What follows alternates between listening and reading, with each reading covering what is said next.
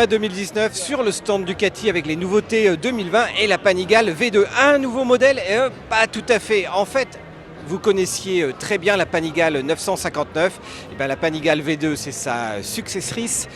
On retrouve en fait le V-Twin Super Quadro ici, un V-Twin de 955 cm3, mais un bicylindre donc par rapport au V4 qui, comme son nom l'indique également, est un 4 cylindres. En fait, visuellement, la V2 va se rapprocher de plus en plus de la V4. Ce qui a comme différence, c'est l'absence d'ailerons ici, des ailerons que l'on a retrouvés également sur la Street Fighter V4 et V4S.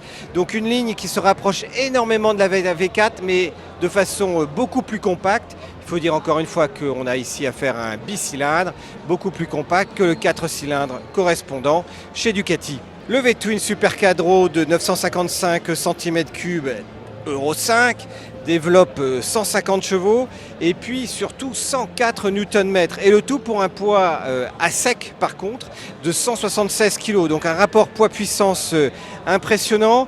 Il faut dire que au-delà du changement de nom, il y a eu quand même de nombreuses modifications à la fois au niveau du cadre, du style bien sûr, on l'a dit, mais au niveau de la motorisation. Et puis passage Euro 5 oblige, on a un nouveau silencieux simple qui disparaît bien sous la partie de l'habillage. Et donc exit le double silencieux qui cassait vraiment la ligne de la 959.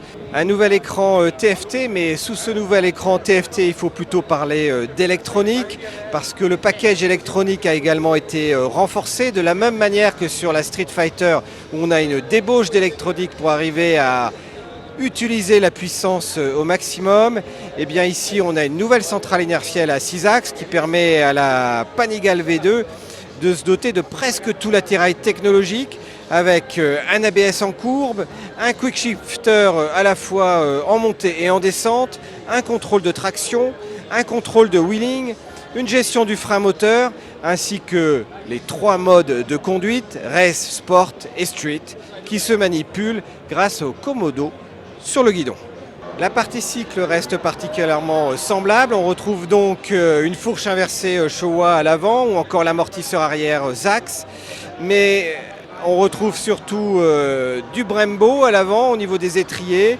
Et puis enfin, la belle est chaussée en pneus Pirelli Diablo Rosso Corsa 2, particulièrement efficace sur la piste. 18 290 €. Voilà, c'est le prix officiel Ducati pour cette V2. Maintenant, si vous avez soif de plus d'informations techniques, elles sont toutes sur le site. Si les prix varient, ils seront également modifiés sur le site. Donc je vous invite également à retrouver les informations sur le repère des motards.